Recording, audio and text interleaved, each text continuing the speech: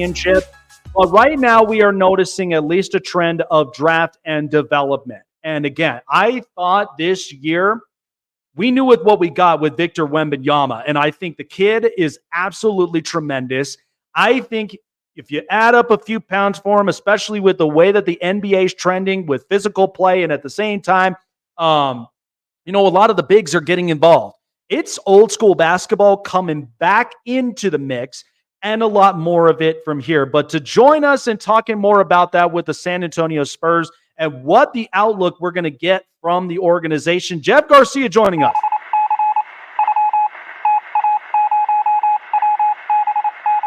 So what I've got like in the last few years is international stars right now. There is 5 of them, and there still are going to potentially be more of them along the horizon. But I can make the argument. I think Nikola Jokic, Luka Doncic, who we just got, in the final, Victor Wembanyama, because I think the kid with his length and his size and the way he plays is unbelievable. Then you've got Giannis, and then I'd say you probably could make a case for Joel Embiid and for a couple of others. Sure. When you look at Victor Wembanyama, and for a team that is trending in a different direction where we're trying to draft, we're trying to develop, but we also need some star power. I mean, how did you kind of outlook this? Because I just think Victor Wembanyama, with what I see him play, with the length he is, this kid's got an absolute bright future among the horizon for him. Yeah. I mean, bright is just an understatement. I mean, it's just the sky's the limit. And here's the thing: to close out last season, he openly admitted that he's not even scratching the surface of his skill set that he's bringing to the NBA. So, yeah, with that being said, the Spurs, they do have their franchise piece. Yay, good to go. But now we got to build around him, and that's the next phase that this team is on. You look at last season. I chalked up last season as to more of a who is going to stick around from that roster moving forward kind of season. The usual suspects, your Devin Vassell's, Jeremy Sohan's. Sure, maybe they'll go move forward with them, but everybody else is expendable, in my opinion. I think if they're going to want to speed up this rebuild, if they want to, then they may have to cut ties with some players on the current roster. But here's the thing. From players to Jeremy Sohan, who openly said during an interview with a Spanish outlet this offseason that they're going to take their time, to GM Brian Wright saying they're not going to skip steps, to Popovich, to Buford, the list goes on and on. They're going to be looking at this rebuild as a slow cook. Wemby's on board, but how much longer could he take knowing that, we got year or two as a rebuild, and then when they finally get going, he's up for a contract extension. So you gotta play both sides. The good news is that the Spurs, if they want to, they can speed this up with the treasure trove of assets they have. I mean, it is just ridiculous. I mean, they might be running the draft for the next few years at this point, them and OKC. First rounders, second rounders, unprotected picks, the financial cap space they have. And yes, players on the current roster that are flippable with very good contracts, from Keldon Johnson to Jeremy Sohan. The list goes on and on. But yeah, with 4 and 8 picks coming up next week, it's going to be interesting to see. But if you read the tea leaves from who or what the type of player the Spurs are working out, they're looking at guards. Thank goodness, because that is the biggest need this team has right now, is just guard play. No knock on Trey Jones. I'm a big fan of Trey Jones. I think the kid is phenomenal, but they need more help there. They need consistent shooting. They need a point guard. They need veteran presence. In essence, their rebuild is still going on, and it's going to be a while before they get out. So I'm glad you kind of hit the nail on the head on this one, because that was going to be the next thing transitioning to, is because there have been a lot of talks about, potential guards, guys that could potentially be either via, free agent market, or maybe potentially, a trade is in place. I've heard a lot of names being thrown out there, from Trae Young to multiple others. Is there a name that right now is getting thrown out there from the Spurs that you're hearing right now that could potentially be something happening that could come into San Antonio and really help in the offensive department? Yeah, it would from again reading the reports out there, it looks like things have cooled off with the Trey Young aspect. It looks like that's kind of been pumped the brakes a bit. It doesn't look like that's going to happen.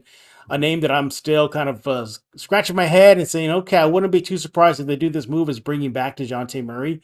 I could definitely see the Spurs doing that, but it looks like all signs are pointing to right now they're going to go looking at the guard position to fill at the draft. You hear word names like Darius Garland pop up, being connected to San Antonio, but the biggest thread is just the draft. Which, if you're a Spurs fan, you should know this should not come to surprise you at all. That's what the Spurs have done. That's been their blueprint. You look at the Tim Duncan era; it was built around Timmy. We had an agent, David Robinson. He was already exiting out. So let's start building around him. And then they did it with Tony Parker and Manu Ginobili. Sound familiar? They got themselves a Wemby. Now they're looking for a guard. It looks like they're doing that process all over again. You look at all the mock drafts, it's all over the map right now. I'm pretty sure you're aware about this. You could probably look right now and it's changed just in the last 2 hours. Who's going to go number one? Who's going to go number 10 and 8 and 4 and whatnot? But it looks like they're high on Stephon Castle. It looks like you know what? I personally wouldn't do it, but Topic could be still there on the board if the Spurs want to take him. Would I be surprised? Pop is a big European player fan, and the Spurs have been looking for a big guard. It doesn't take a genius to figure out what they're trying to get at. You look at the shocking pick they had years ago with Josh Primo. Big guard taken early. Fortunately, things didn't work out. He's no longer with the team. You look at last season. What did they try to do? Go with a big point guard, Jeremy Sohan. Didn't work out. They moved on. What did they do after that? Go with another big point guard, Malachi Branham. Didn't work out. Moved on. You see the pattern here? They want a big point guard at their Topic 6'6". Perhaps the biggest ceiling, but that knee thing, man, that worries me a lot. So I don't know if the Spurs would do that. I did speak with Topic, though. He did tell me that the Spurs doctors have spoken to his doctors about his health. So if you want to take that, there's that. But yeah, point guard is need right now. I wouldn't even be upset if they were just rent a Chris Paul for a year. Yeah. I wouldn't even be mad about that. You go that route, fine, be it. But will Chris Paul want to come and waste a year when he could chase a ring? So he's already getting up there. So as you can tell, that position is in flux right now. What can they do? What should they do?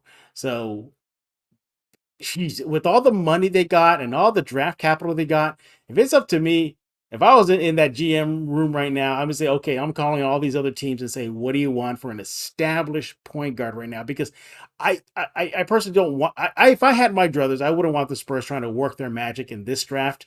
I'd rather work their magic a next draft and next year's free agency crop. I say, hold the fort, just pick number 4 and 8, move on, and then we'll worry about that bridge in 2025 when we get there. But if they want to speed this up, they can do it. And that's what's frustrating with a lot of Spurs fans is that they see it. They see what they have, the cap space, the picks, the players, Wemby. Let's get this going. The Spurs have not been in the playoffs in 6 years already? Already 6 years. They have not been there. And the last time they were close to that was the play-in tournament when it was just in its inception. So yeah, they got to get this thing going. Wemby does repeat a lot that he wants to start winning.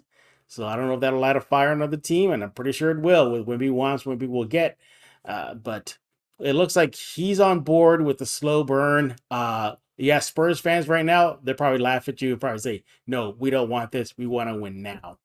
Yeah, I mean, and it's really tough because at the same time, I mean, and I spoke to a Lakers writer not too long ago on my show when I talked about, because I mean, you look at a big brand like the Lakers, like the Yankees, and like many big brands, even the Dallas Cowboys. You mention rebuild as a term in them, people freak out. They don't like it, and I'm like, well, it's more of a retool than anything else because they want to win.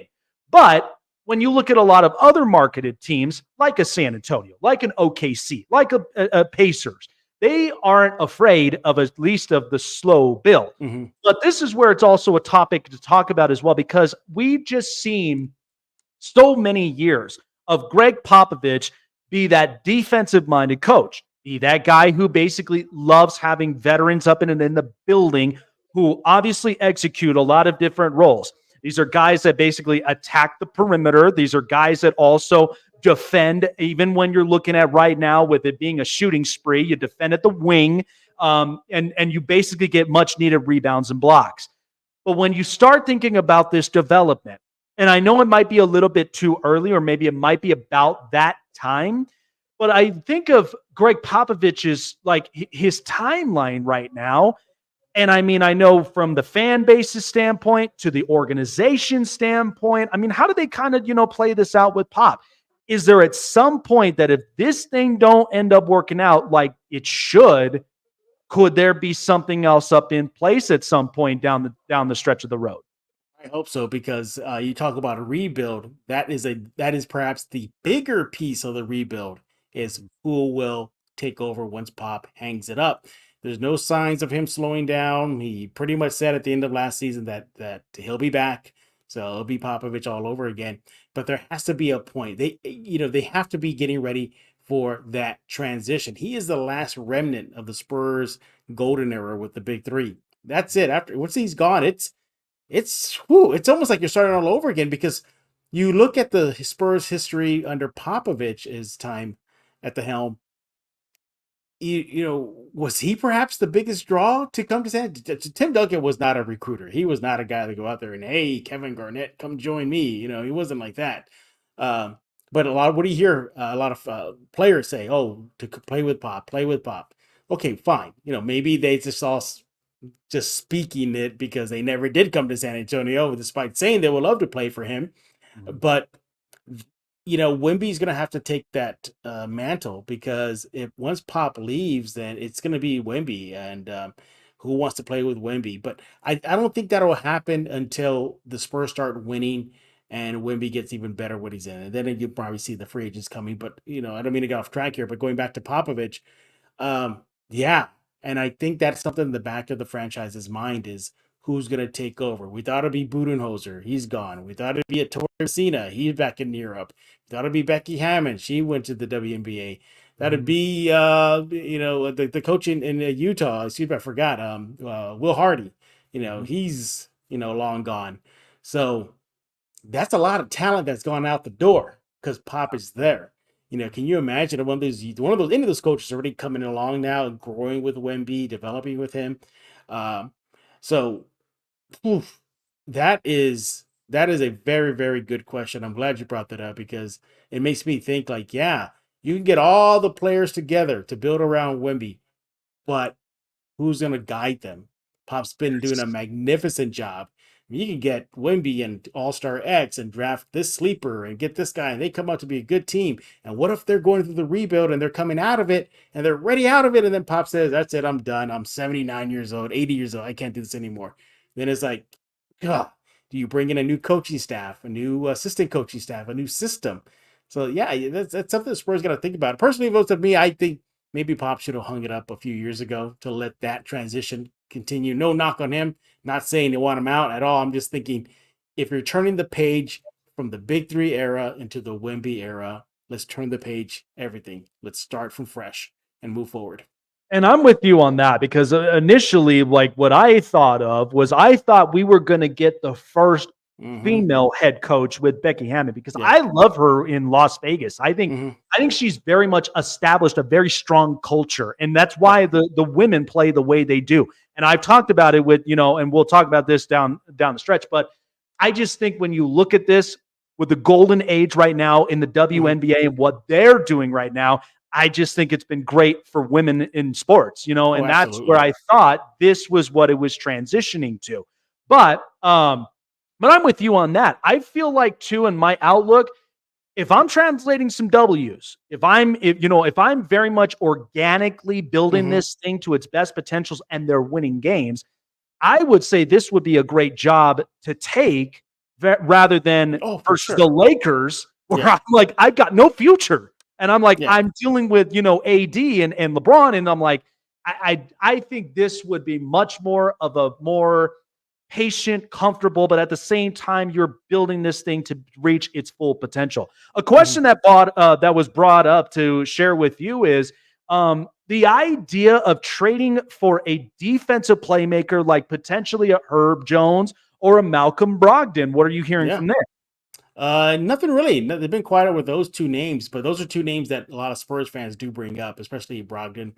Again, veteran defender, and can play some offense. A good, solid two-way guy. Fits seamlessly into San Antonio, I think, in my opinion, and will just bring a steady force. Because you saw this last year several times. There were times. Look, to the Spurs' credit, they closed out the season pretty well. I mean, really, really strong. I spoke to Trey Jones at the end of the season, and he told me that he felt that the team gave the fans a glimpse of what could have been. And if that's what a glimpse, and like, whoa, wow, if things had come together sooner, maybe this team doesn't win just 22 wins on the season. But you saw late in the game sometimes the Spurs giving some of the heavy hitters in the NBA all their major run. I think they took to New York overtime. They gave Philadelphia fits. They gave double overtime games against some of the best teams in the NBA, but they fell apart at the end because of the youth, the inexperience. And sure, you could say, well, okay, well, lesson learned. You took your lumps. You carry that with you moving forward. But if you had a steady force, a veteran presence, maybe that doesn't happen. And so it's clear that this team also needs a veteran presence. I don't care if it's from the point guard spot, forward spot. You need somebody that's vocal, that's going to show these guys, like a Chris Paul, just for an example, that's going to get in these guys' faces. But a Brogdon would be a great, great, great addition to San Antonio if the Spurs definitely. Hey, look, that's the thing too. They can afford these guys. They can afford these free agents. Name your price free agent. We're like San Antonio's like what the number one, if not number two, team with way under just ridiculously under the salary cap. So. Yeah, I mean, again, maybe that's why I shouldn't be in the GM room, because I'd be okay. Let's just trade everybody. Let's bring in all this in because, I want to start getting this team going. I want Wemby to get going. I want him to, sniff a play-in spot, get in the play-in spot, maybe eke in as a 7th and 8th seed to see what it takes sooner than later. I'm glad that you brought it up because, to me, in my show, I've had a couple people who have covered a lot of the low market, mid market teams, Yeah. and we've explained about that. And I'd like your opinion on this. I just think right now, with the trend that we're seeing in the NBA, I think Adam Silver is really trying to make this a draft and develop type league. Now, I know in the last, 10, 15 years, Just we've look at had these. the G League Ignite. I mean, there's your answer right there. The Ignite team. That's what it's Yeah. about.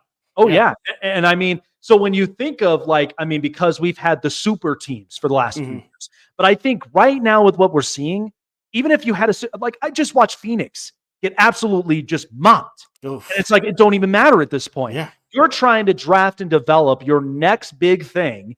And I mean, the market for, at least for San Antonio, I'll be honest, and you probably might have a different opinion of it, but I think, thank God they got Wemby, because at for least sure. it really helps their market to where players would like to come play because they've got Wemby and because they've got a future that's bright enough for them to potentially be a great Western Conference team. But when I look at what what college hoops gave us from the March Madness tournament, I mean, this was kind of, not saying a full disappointment, but I didn't get enough from it this year. I felt very different of it because, I got Zach Edey. I got a couple of other really good players.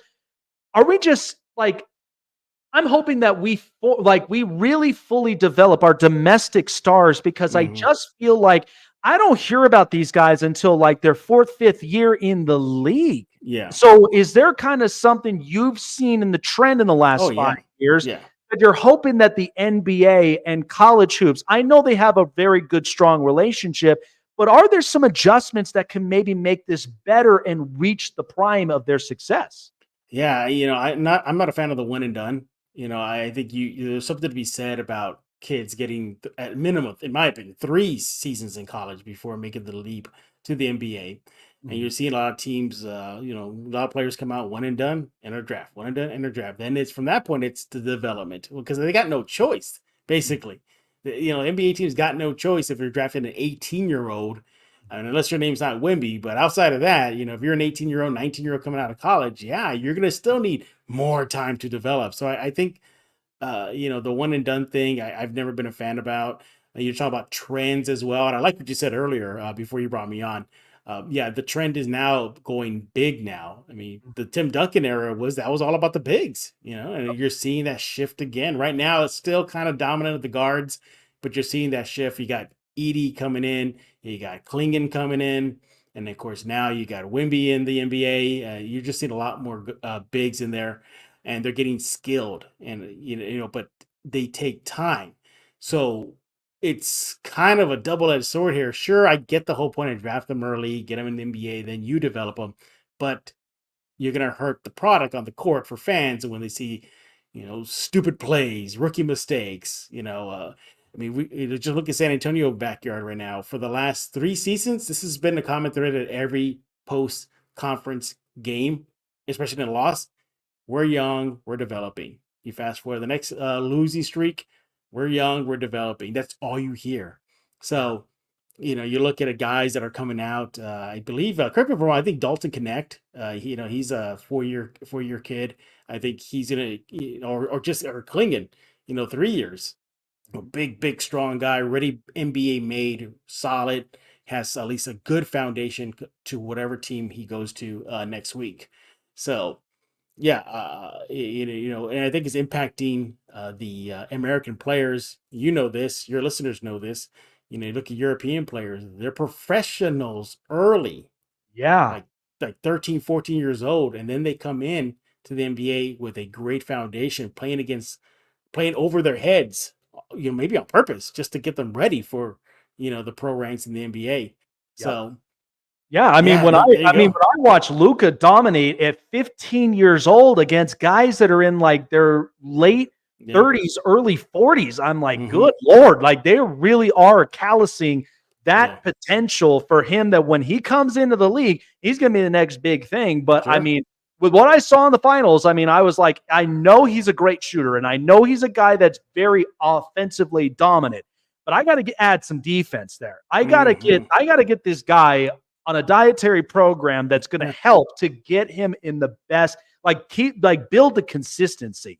Yeah. So one thing I do want to revert back to that I mentioned was, so for someone who's covered, at least a basketball team in general, Hmm. and covering the sport, this Angel Reese and Caitlin Clark thing, I got to be honest with you, with this mainstream media has been so blown out of Yeah, I proportion. agree with you. And you've Yeah. seen it. I've seen it. I Yeah. mean, like, look, I grew up watching MJ. I grew up watching Kobe. I grew up Hmm. watching these guys, and where Yep. there was the hero, there was the villain, there was all this. I don't mind that. But I'm like, I just feel like mainstream media doesn't know how to really deal with this. Yeah. And I think that's kind of a struggle.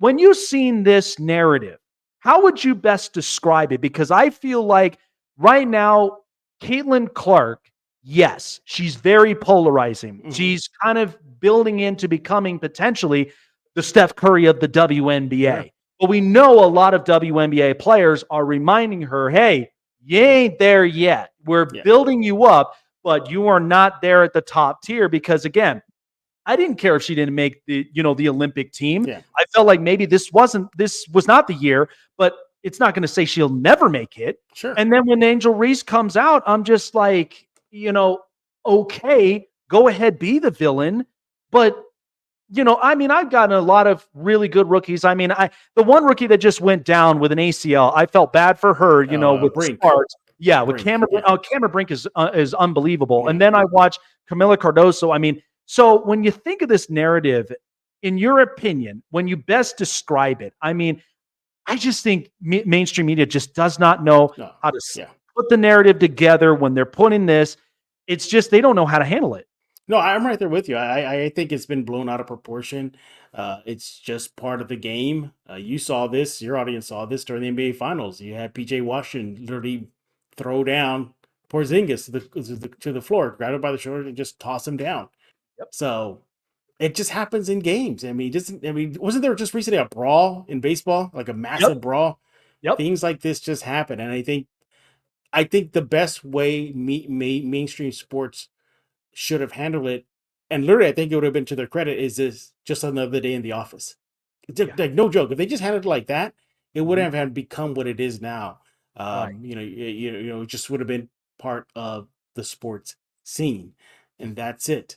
I mean, look, PJ Washington throws Porzingis on the court. That wasn't blown out. They're not still talking about it. You fast forward to today, they're still talking about the whole dust up that Clark got into recently. Yeah.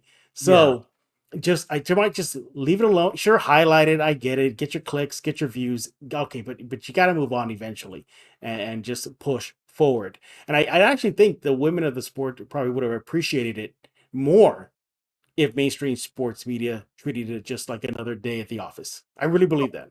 Oh yeah, absolutely. Yeah. Because it's just like, I mean, it's no different. I mean, the fact that like, look, you got a good defense on me, or you're there to kind of rough up. Okay, we'll play that basketball. But I just love the fact that Caitlin Clark is handling it the best way possible. Like she's Yeah. saying all the right things. I mean, she grew up in a household with two brothers, so she's aware of this. She's built for this. But like I said, I just think that the build, it's cooking, it's getting better. But this is the Yeah. golden age It of is. the WNBA because I Mhm. mean, like I said, as one who's come from a Spurs organization with Becky Hammon, she knows how to set the tone with Yeah. her ladies. She knows how to set the tone in the culture in Vegas. I mean, like it's no Yeah. different. That's why I'm Yeah. like, you know, it's interesting to say at the least. But finally, before letting you go, Yes, sir. I think I mean, I just felt like with what we got in the finals is we had a team that was ready to win, that was Correct. built to win. Mhm. I looked at from the finals, like from previously against the Golden State Warriors, I felt like when Robert Williams went down, they did not have a big that was there to give them the rebounds and the blocks Mhm. and stops. And I felt like that was where they really got exposed. This year, I had Porzingis, I had Al Horford, who gave me veteran presence, Oh, and yes. another big that really happened. And then at the same time, I mean, I just drove by down the street, Denver's own Derek White, who was very much an X Oh, factor. yeah. So I just feel like with the finals, I'm glad that Dallas got a game because we wouldn't have gone through all that throughout the playoffs if we didn't get just one game in the Yeah. final there that would have made a series. So when you look at this, the Eastern Conference, I feel like there's 3 to 4 teams that are building up to where the conference will be different. But Mhm. the Western Conference, as someone covers it, I mean, this is kind of a norm another day in the office. Offensive, Yeah. physical, and I think at the same time, Minnesota's building something special.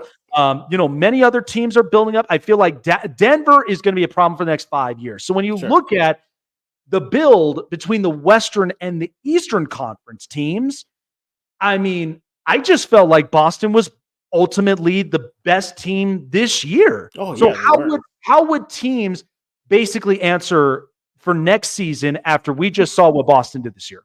Well, I mean, you saw if you just taken the Boston blueprint, then you would hope to duplicate that. But still, there's still that magic in Boston right now, and I think the magic began with Missoula.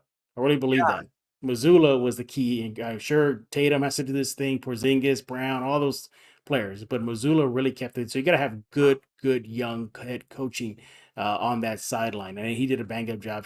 Look, what Boston had this past season, wasn't overnight. They had many failures on the way to reaching the pinnacle of the NBA. So let's keep that in mind. I mean, they lost to the Warriors, and I mean that was a series they should have won, but they lost. So, and then of course the Philadelphia series, a year in between, they lost that too. So at the same time, you got to keep that in mind that didn't happen overnight. You keep cooking, but you're talking about up and coming teams. I mean, in the West especially. I mean, I think I think we're sleeping on Houston a bit. Yeah. Houston with Ime Udoka there, they have another high draft pick this year. Sengun had a coming out party. Their young players are coming together. They're starting to buy into defense. They were knocking on the play indoor before they got shut.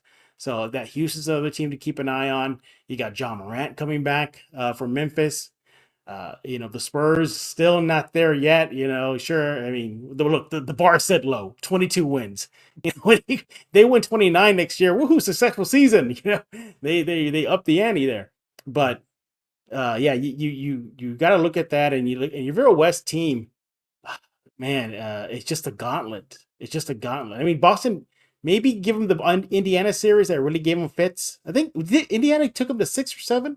Yeah, they Something took like him that. to Yeah, about 6'7". Yeah, yeah, and six, the seven. Yeah, transition of that team, oh yeah, man. I'm like, if they could just get and just earlier, I just got the report that Pascal Siakam is ready to sign a 4-year, yeah, $189.5 million contract extension. So I'm like, damn, a young yeah. team, and you got a veteran right there. I think if you add in one more piece, Pacers are going to be a Yeah, team that's yeah, going to be a problem there. yeah. Indiana's going to be a problem too. Philadelphia, as long as Embiid's there, they're going to be a problem in the regular season. We'll see how they do in the postseason, but in the Yes. regular season, they're a problem. Orlando is another up and coming team. Oh, Yes. you're forgetting about Orlando, so you're starting to see the East perhaps get a little bit more stacked to maybe challenge a Boston and their thing. But I mean, you look at the metrics. I mean, if you just take away the eye test, just look at the numbers. I mean, Boston was by far the best team, just statistic wise. Yep. I mean, offensive and defensively, they were one of the best in the league. But yeah, I know that Dallas got one game, but I really wanted a 6 or 7 game series. I wanted a little bit more, a little thrilling. But hey, if you're Dallas, sure, it sucks to be, the loser in the series, but I really believe Luka got a big lesson, big lesson how to conduct himself as a superstar. Sure, all players complain. Tim Duncan was notorious for it, but then there's Luka. There's difference between kicking a ball and then putting the ball in the cannon and firing it off of there 100 miles an hour. That's Yeah. Luka. Mm. So I think he learned a lot. Maybe he'll keep his body in shape because they look just ragged and tired at the end. They just like they had no life left.